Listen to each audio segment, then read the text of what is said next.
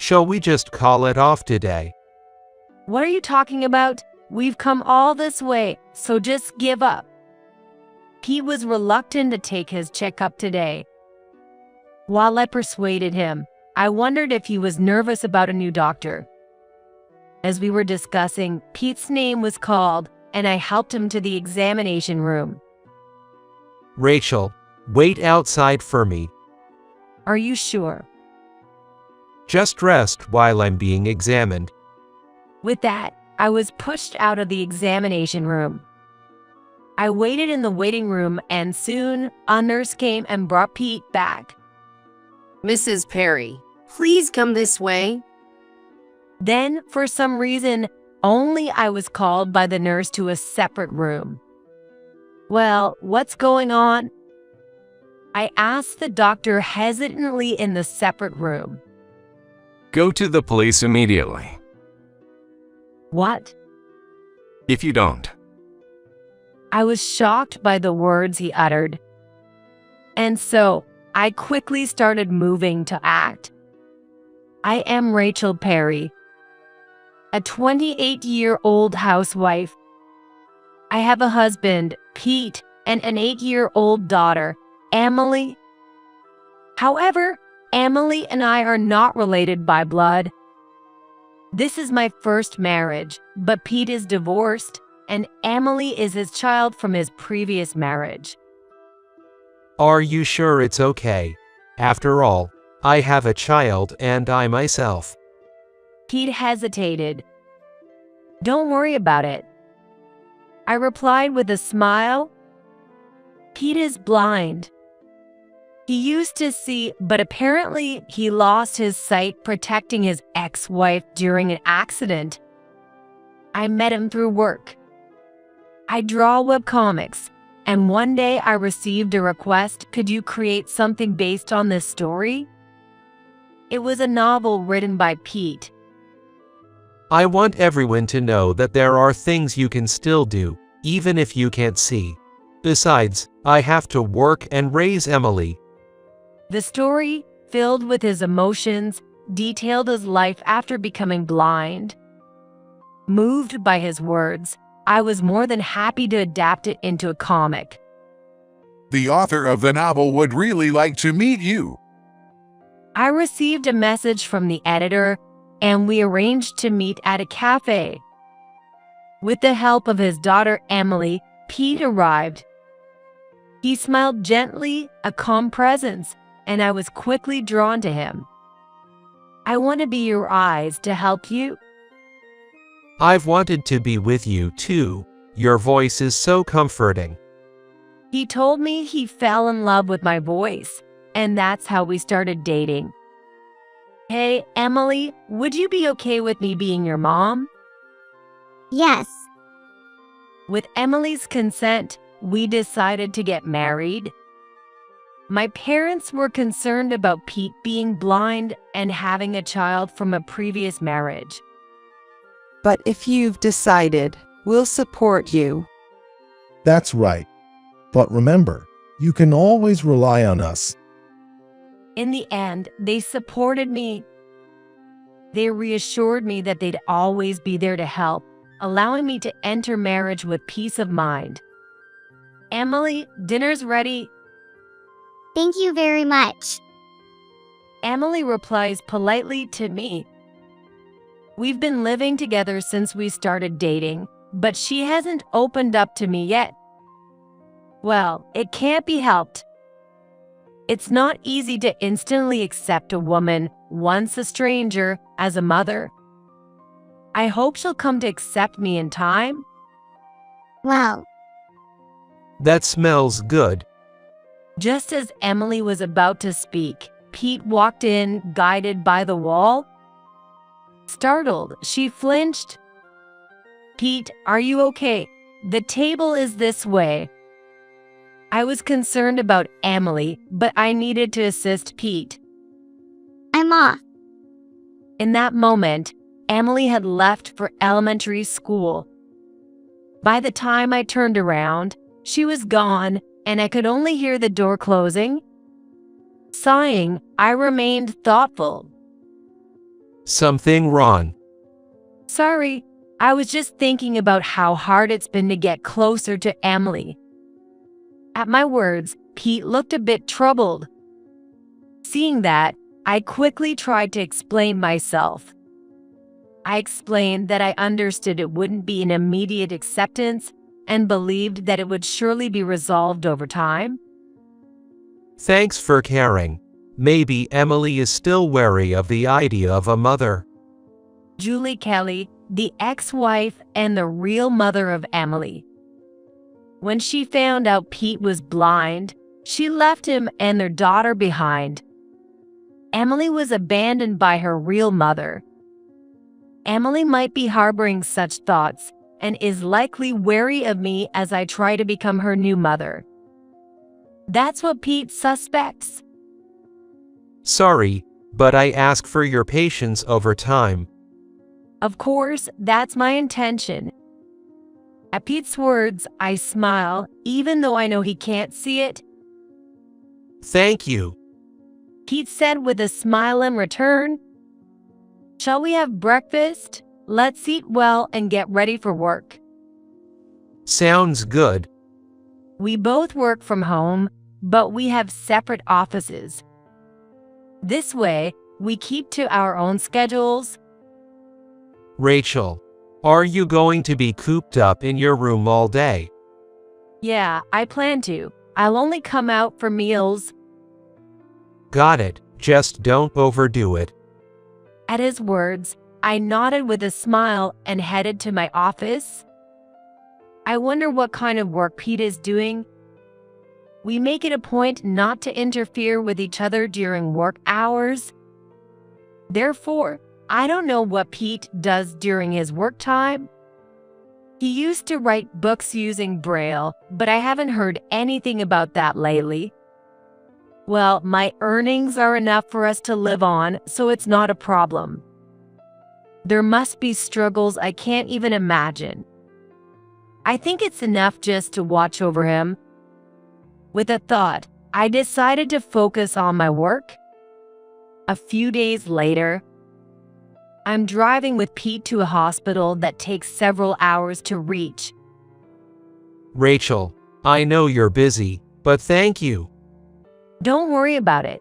I just want to help you. Honestly, it would be better to go to a major hospital closer to home.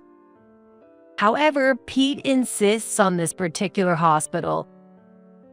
There's a childhood friend of mine working here as a doctor who knows my situation well. Pete reconnected with his childhood friend during an accident when he was brought to this hospital. Since then, she's been very supportive, even after his ex-wife Julie left him and their daughter behind. That's why I've decided she should be the one to see me. The doctor is a woman? Yes. I had always assumed this childhood friend was a man. Finding out she was a woman made me feel a bit uneasy.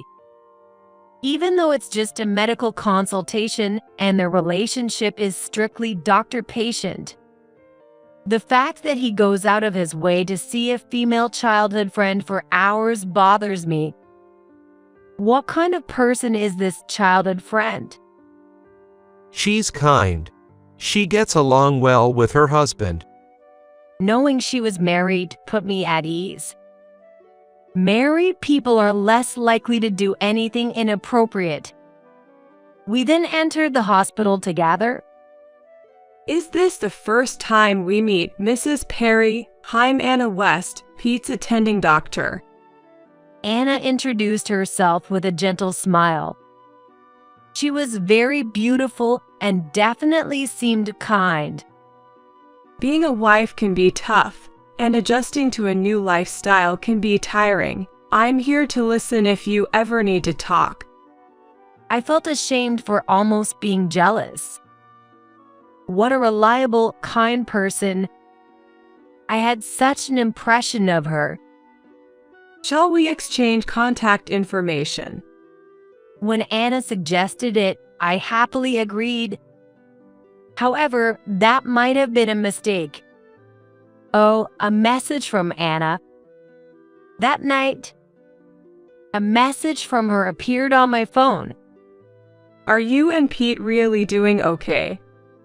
Pete has it tough. You need to be strong. What is this? The content was puzzling. Not something I expected from the doctor I met earlier in the day. I consulted Pete without thinking. She's always been overly protective, trying to be a big sister to me. That's probably why she sent such a message.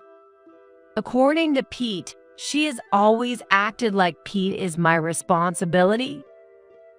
She was very worried when he remarried, especially because of Julie's situation. That might explain why she was a bit cold to me.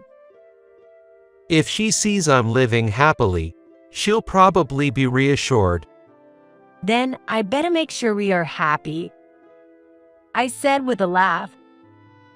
That's right. Pete laughed along. Emily watched us, seemingly wanting to say something.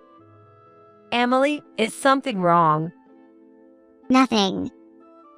When I asked Emily, she glanced briefly at Pete and shook her head. I'm going to bed early. She then went to her room. I wish Emily would smile a bit more. I overheard Pete mutter. I turned to him, and Peter turned his head. Seeing him like this, I felt a slight discomfort. Can you tell Emily's expression? Yo, we're family after all. I can tell by the sound of her voice. Pete said, smiling. It makes sense. After 8 years together, he might indeed sense her mood from her voice alone. But why could he respond to me turning around silently? Just a coincidence? Something wrong, Rachel? No, it's nothing. Pete asked with concern, possibly sensing my distress or wondering why I had fallen silent. To him, I shook my head. I'm probably just overthinking it. I convinced myself of that. Well, Rachel? On a rare day off, surprisingly, Emily initiated a conversation. Surprised, I managed to keep a smile on my face so she wouldn't notice. What's up? When Dad isn't around. She handed me a piece of paper. I took the paper from her. Please make sure Dad doesn't see this. She left hurriedly. I heard the front door close, so she must have gone out. Probably to a friend's house, as she mentioned earlier. What's this? On it was a certain number. Rachel, has Emily already left? As I pondered the meaning of the number, Pete called out to me. I quickly hid the paper in my pocket. Yes, she's already gone. It seemed a bit hurried. Isn't that more childlike? I hope she can act that way in front of me someday. That would be good. Pete chuckled at my words. He didn't seem to notice what I had hidden. What's up with you, Pete? Aren't you off today? Typically, Pete rests until nearly noon on his days off. I hadn't expected him to be up this early. I was thinking, if it's not too much for you, maybe we could go for a walk together. Pete invited me with a gentle smile. That sounds nice. I want to feel refreshed. You're such a hard worker, Rachel. Just don't overdo it. Pete probably thinks I'm busy with work. But it's not work that makes me tired. It's the messages from Anna that are tiring me out.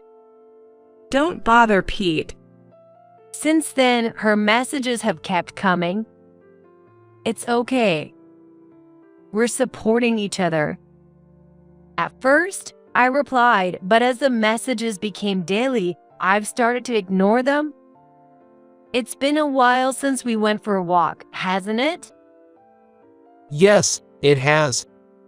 During the walk, I memorized the number Emily had given me and disposed of the paper, hoping I wouldn't need to use that number.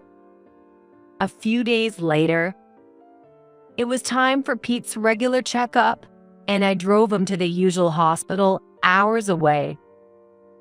Is Anna off today?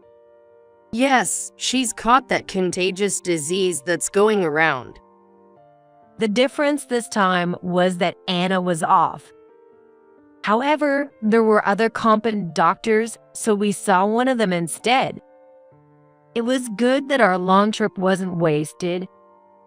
I thought so, but Pete seemed to feel differently. If she's not here, maybe we should call it a day. What? Pete suddenly started talking, and I turned around without thinking. What are you talking about? It's just a routine checkup. We have to go through with it. Besides, we've come all this way. Let's make the most of it. Hearing that, Pete made a face of displeasure. I soothed him and made him sit down in the waiting room chair. Can't we just skip it today? What are you saying? We're already here. Just give up. He was particularly reluctant about the checkup today. While I persuaded him, I wondered if he was nervous about a new doctor. Then Pete's name was called, and I helped him as we headed to the examination room. Rachel, wait outside for me. Are you sure? Just take a rest while I'm getting examined. With that, I was pushed out of the examination room. As I waited in the waiting room, Pete soon returned with a nurse. Mrs. Perry, this way, please. For some reason, I was the only one called by the nurse and was taken to another room. Well, is there something wrong? In the separate room, I cautiously asked the doctor. Go to the police right now. What? If you don't, you'll end up being used and then discarded. I was stunned by the words he uttered. And to act immediately, I started moving. After a while, Pete contacted me on my phone. Rachel, where on earth did you go? Me? I'm at the police station now with Emily and Julie.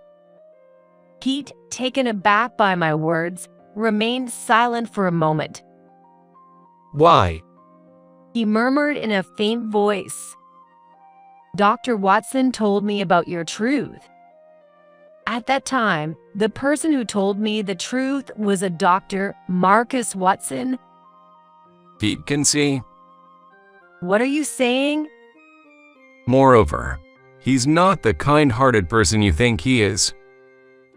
Dr. Watson, who had called me in, told me this. His words honestly left me bewildered.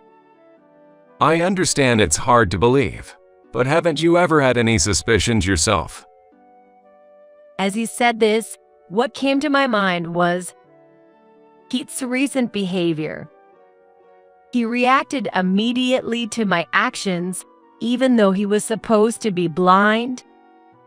He moves around our familiar home without any help and gets dressed perfectly. What bothers me the most is his relationship with Emily. Emily is always conscious of his gaze, and whenever I talk to her, Pete quickly intervenes. It's as if he's monitoring her movements. There are indeed some worrying signs. He's showing you a false persona. He's conspiring with Dr. West to deceive you. Indeed, if Pete's blindness were a lie, it would be odd for Anna not to notice. Perhaps she's been helping him because they're childhood friends?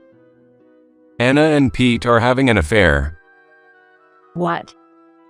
It seems Anna was helping Pete not just because they are acquaintances, but because they are in a relationship. The more I heard, the more I learned that their affair began around the time of Julie, and she had realized it.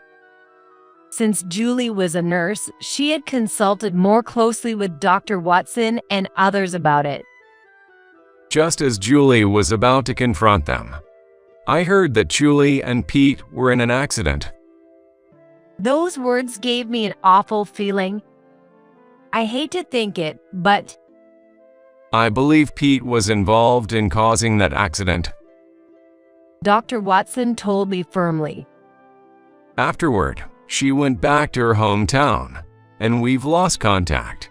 I hear that Emily was taken in by Pete. Yes, she is actually living with me now. It seems likely that Pete took in Emily to assess child support and to gauge how much truth she knows. He probably came to check on me while I was talking to you because of that situation. Emily must have sensed it too, which is why she kept her distance from me and tried to escape from Pete. Honestly, I can't believe it, but there are parts that I do understand. I wish we could get in touch with his ex-wife, but it seems she's changed her contact information. His words reminded me of a number Emily had given me.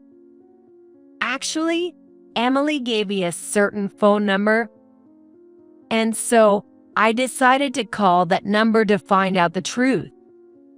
As I expected, it was Julie who answered the phone. When I told Pete this, he fell silent. Ignoring Pete, I continued the conversation.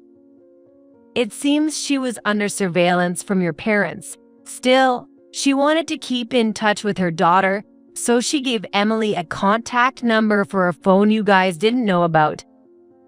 Emily herself doesn't have a smartphone, and since Pete is watching the landline, she couldn't use it. I was the only one she could likely contact. That's why Emily gave me the phone number. Being a nurse, she's very observant. She found a time when your parents' surveillance was lax and escaped. What are you doing? Pete's voice was irritated like I had never heard before. It seems his true nature had been revealed. I immediately contacted Emily's school, and now we are all at the police station. A mother and daughter are having an emotional reunion right in front of me. Seeing them together almost made me cry. Stop meddling. What's meddling about this? I did what any decent person would do. Thank you so much. Both Julie and Emily told me this, crying. What I felt then was intense anger. Anger at the selfish reasons for separating a mother and daughter, at the deceit committed for personal gain. And the novel that had moved me was all based on lies. Knowing this fact, I was so filled with anger and shock that I went numb. She has evidence that your parents confined her, and if we have Dr. Marcus Watson's medical report, we can prove that the disability benefits you were receiving because you are blind are fraudulent. Why would you do that? Weren't you enjoying our life together? Indeed, I had felt happiness in our life together. Above all, I married Pete because I loved him. Yes, and you were laughing at me, weren't you? With that, Pete fell silent again. Before going to the police station, I stopped by our house and peeked into his office. I thought maybe I would find evidence of infidelity. What I found was, you were not working at all and were just teaming up with Anna to make a fool out of me. That's... The message described me as obtuse and naive, easy to manipulate. Why did you choose such a woman? For the money. I was chosen because as a webcomic artist, I was making good money. You thought it was simple to move me with your novels. I was really underestimated, wasn't I? It can't be helped. Pete said. What can't be helped? I pondered this. He started talking without being asked. I really didn't want to do this, but I desperately needed the money. Besides, the only person I truly love is Rachel. Do you think I can believe that? You even plan to get rid of me? What? You sir that too? Yes, besides the messages with Anna, he had made arrangements to eliminate me. Pete, who had been living a luxurious life without working by taking alimony from his ex-wife. He couldn't forget such a lifestyle and was looking for a new source of income. It was me. As a webcomic artist with earnings and working from home, it was easy for Pete to keep an eye on me. Make it look like an accident once you got bored of me, is it right? That was just a joke. I wasn't serious. It didn't seem like a joke to me. That's why we all rushed to the police. I went to the police fearing for my life and to expose the fraud by Pete and Anna. Emily was there to be protected from Pete, and Julie was filing a complaint for the defamation spread by her previous confinement and lies. It's over for you. The police are on their way to your place now. Damn it. Pete muttered in panic at those words. It's no use running away. I heard Dr. Watson's voice, indicating Pete had failed in his attempt to flee. It looks like it's over. I hung up the phone after hearing the police's voices. The police were likely heading to Anna's place, who was recuperating at home, and to his parents' place as well. It's all right now, I assured Emily. Thank you for letting me see my mom. She replied with a beaming smile. Seeing her smile for the first time made me very happy. Later, I heard that Emily and her mom really went back to Julie's parents' home. Her parents' home is a plane ride away, making it difficult for Pete to reach them. Leave that man to me. I'll make sure he faces the consequences. I reassured them with those words, and it seemed to give them some peace of mind. Emily and her mom returned home with smiles. Meanwhile, Pete ended up in the care of the police. The plan to harm me had not been executed yet, leading to insufficient evidence. However, the matter of the benefits and Julie's situation was judged as malicious. Pete was given a prison sentence. Is that so? That's good to hear. Today, I met with Dr. Watson to report about Pete. When I reported it, he smiled in relief. What about Dr. West? She's been charged for writing false medical reports. Dr. Watson explained Dr. Anna West's current situation. She seems to have been stripped of her medical license because of this incident. She's been ousted from the hospital, of course. Also, it was discovered that she had inappropriate relations with multiple patients and was taking supplies home without permission. So the hospital is filing various claims against her. Furthermore, her husband has been informed of everything, and she was divorced without question. Well, she brought it upon herself. Rachel, you were divorced as well, weren't you? Yes, of course. My divorce from Pete was successfully finalized. A lawyer mediated between us, and I blocked all contact with him. Thanks to that, I was able to divorce him without any issues. I'm really glad we could at least help you. He said that and smiled. It seems he had been regretting not being able to help Julie before. Just as he was grappling with those feelings, he saw me with Pete. Because of that, he had been working behind the scenes, determined to help me this time. There was no evidence that Anna West and Pete were conspiring together. So I was waiting for the right moment to expose the truth about his eyes. To see through Pete's lies, I had to examine him first. However, Anna always took care of Pete herself and never let other doctors do it. So, he was waiting for the right opportunity, and finally, it came. No matter how good his acting was, he couldn't deceive a doctor's eyes. He said, smiling as if he had accomplished a great feat. I'm really grateful. If you hadn't told me the truth that day, I might not be in this world right now, I said, expressing my heartfelt thanks.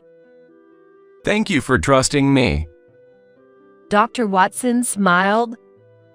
Some time had passed. I received a message from Anna on my smartphone. I forgot to block her. Dozens of calls and messages. My life is a complete mess because of you. That's what the message said. You tried to take someone's life first. You have no right to complain. Saying that, I didn't reply and just blocked the number. Currently, I'm back at my parents' house. They probably don't know where that is, so I should be safe here for a while. Rachel, it's almost time for dinner. How's your work going? Thanks, Mom. I just reached a good stopping point. I smiled and headed to join my mom. Afterward, a piece of news became the talk of the town.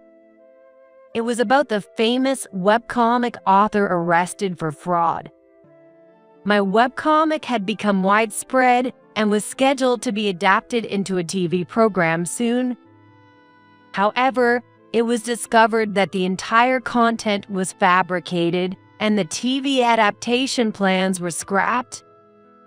As the creator of the webcomic, I faced some criticism. But the editorial staff and the hospital defended me, so now I'm seen as a victim who was deceived. When Pete gets out, he'll find he has no place to go. He had been deceiving everyone around him. Now, he must face the consequences. Years later, after all that had happened, I had already left my parents' house, but that day I had stopped by my parents' house to run errands. Then the doorbell rang. Yes. It's been a while, Rachel. I've come to pick you up. Standing there was Pete, who had given up his act of being blind. I was relieved that I checked the monitor before opening the door, and without asking, he started explaining his situation. He was arrested over the issue with Julie, had borrowed money to repay the disability benefits, and his parents had moved because they were shunned by the neighbors and couldn't return to their own home. You're all I have left, Rachel. Let's be happy together. No thanks. I flatly rejected his plea. Pete's face showed he was hurt. His attitude, as if he were the victim, is irritating. It's your fault all of this happened. Don't you think you should take responsibility? I don't think so. I'm not responsible for any of this. It's all the result of your own actions, isn't it? But despite my rejection, Pete still tried to cling to me. Exasperated by his behavior, I was about to call the police. What are you doing there? Someone called out to him. Pete turned around in surprise. you, the doctor. There stood Dr. Watson with an angry expression, along with my parents. Did you come to cling to her? That's quite pathetic. Shut up. If you hadn't meddled in the first place. I only did what was right, as a doctor and as a person. While Pete glared, Dr. Watson responded calmly, albeit angrily. Watching them, I called the police. Your selfishness has inconvenienced many people. If anyone should take responsibility, it's you. Damn it. Pete then tried to lash out at Dr. Watson. Enough already. However, he was stopped by my dad. Having learned karate in his youth, and since Pete hadn't been physically active due to pretending to be blind for years, my dad easily restrained him. Damn it, let go. Pete yelled, but my dad didn't let go, and soon the police I had called took him away. Rachel, are you all right? Yes, thank you. After Pete was gone, I answered him with a smile. With that, he smiled, relieved. He sprinted over as soon as he saw that guy. Really, I feel safe leaving her with him. My parents watched us with amused smiles. Yes, in fact, we are engaged. After the incident with Pete, we found we shared a lot in common, and after his confession, we started dating. Yes, I'll take care of her. He nods in assurance. We trust you. My parents nod in agreement. Well, now that we've finished moving the stuff, let's celebrate in our new home. Actually, today I had come to help my parents move. It was intended as a measure against Pete, but it was a little too late. Well, I got to see my fiancé's impressive side, and next time Pete comes, he'll experience the despair of finding no one here. Let's go. Right. As I nod, he offers his hand. I take it with a smile. Some time has passed since then, and today is my second wedding. Rachel, you look beautiful. Thank you, Emily. Emily and her mother have come especially for the ceremony and are showering us with blessings. I couldn't become her mother, but just seeing her full smile is enough. Enjoy today. Yeah. Congratulations on your marriage. To her smile, I respond with a heartfelt one of my own.